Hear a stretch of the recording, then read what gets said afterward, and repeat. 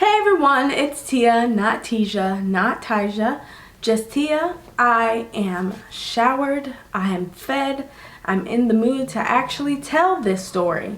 You see the title of the video, and I'm just here to tell you the story about how I was punched in the face by a mobster. So, just wanted to start this off by saying that there is a trigger warning for sexual assault in this video.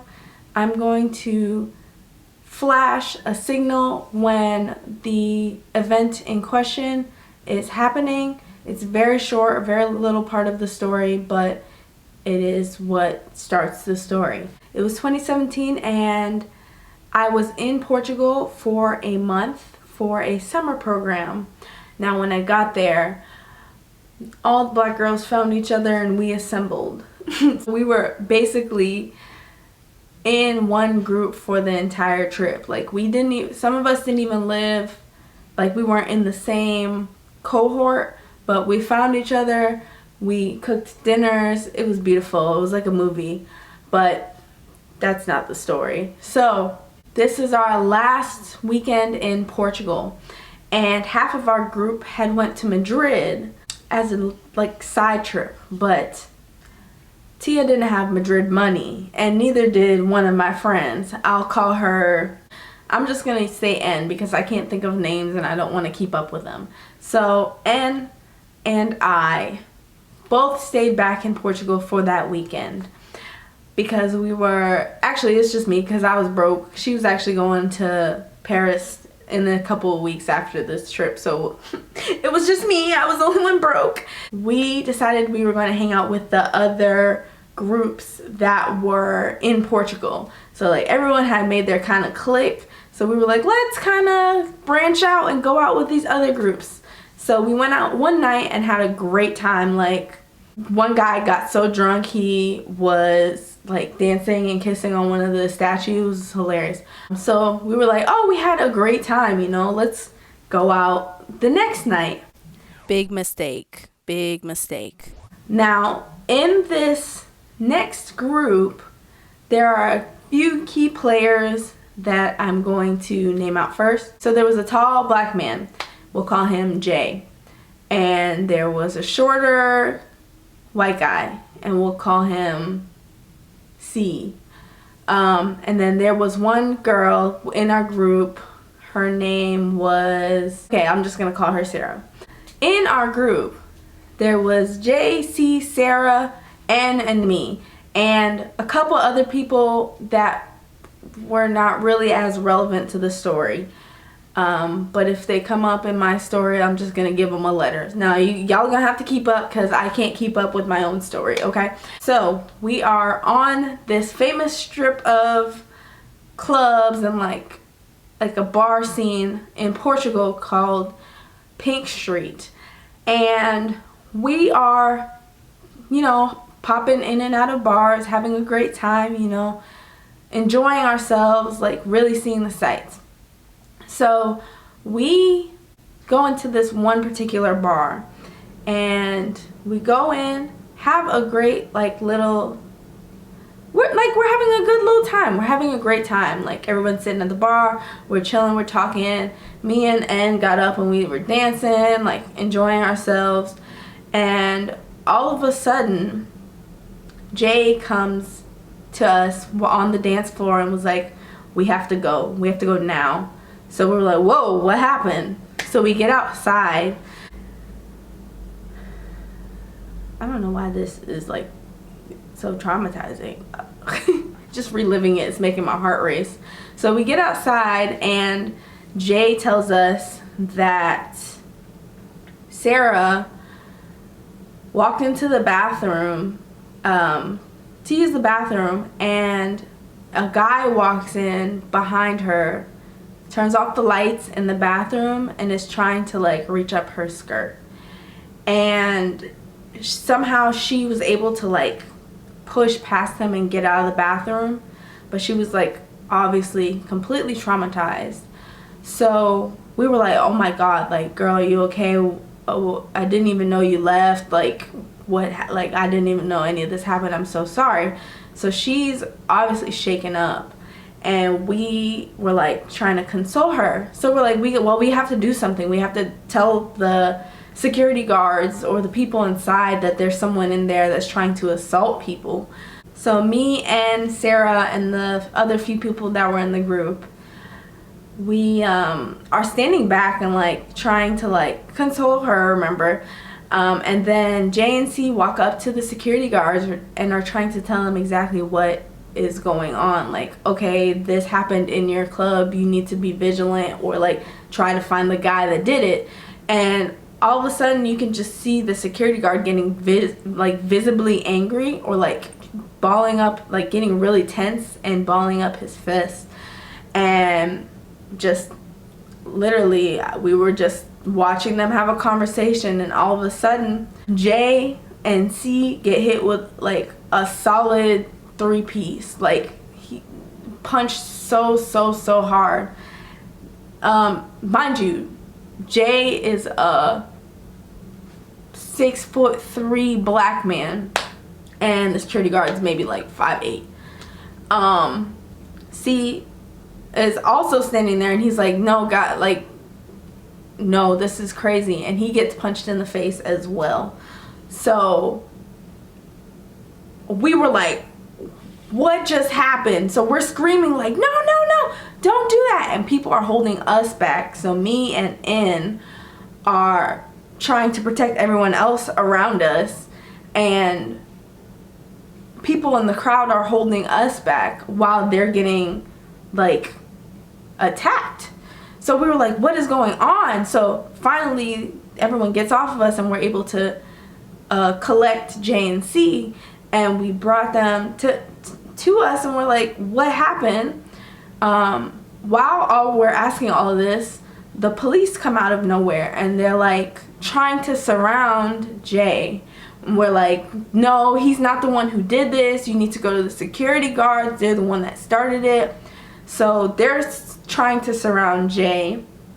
And Sarah is over in the corner, even more shaken. Like, now she's like, I didn't want any of this to happen. This was not, and we're trying to explain to her like, no girl, this is not your fault. You didn't do anything.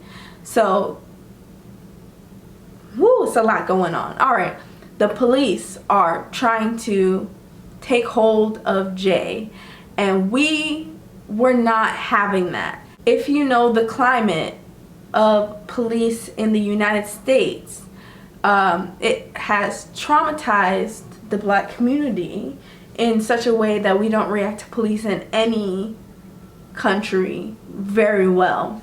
So me and N saw that the police officers were trying to arrest Jay, and we were not having that. So we physically put our bodies in front of Jay, and we're telling the police like, no, y'all better not touch him. He didn't do anything. Y'all need to go talk to those security guards. He didn't do anything. We're standing around him, and we're trying to figure out what to do. So we walk away. The police are trying to go back around him again. So we walk back around him, and I'm standing there literally holding the police at fingertips length, right? There was a tourist, or like a local, that came up to us and was like, look, the way that the police treat people of darker skin in the United States, it's the same way that they do it here. You need to take your friend and leave. And that was horrifying to hear. That was the scariest thing that we could have heard. So me and N took the initiative to literally lock arms around Jay and drag him. We're walking him down the street, and he's like upset, rightfully so, because the police are trying to arrest him. He didn't do anything. Security guards came at him for trying to do the right thing and attacked him because of it. So we're locked arms, walking him down the street.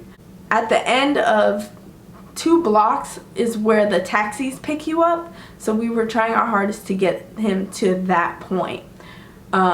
We get about 3/4 of the way there, and Me and Ann look up and we see some guys walking down the street with black gloves on, all black, and we're like, oh, these are security guards, maybe these, and we're like, no, it's fine, we're leaving, you don't need to come over here, it's fine. And before we know it, there's some security guards coming around the corner where the taxis are, and we just are trying to protect Jay, and like in a moment, all I feel is him getting punched, and then I feel a punch right here in my temple. I saw lights and I let go of him, and then I looked up and I looked down and he was getting jumped by the security guards. And also had gotten hit. She got punched in her leg, and we're just like standing there with all his stuff in our hands, his shirt, his jewelry, like all of his stuff is in our hands, and we're like, I don't know what to do in this moment. So as I'm editing this, I realized I didn't tell y'all why I was calling them mobsters. So it turns out that the like bouncers or like the security guards or whatever on Pink Street are actually a part of like the Portuguese mafia.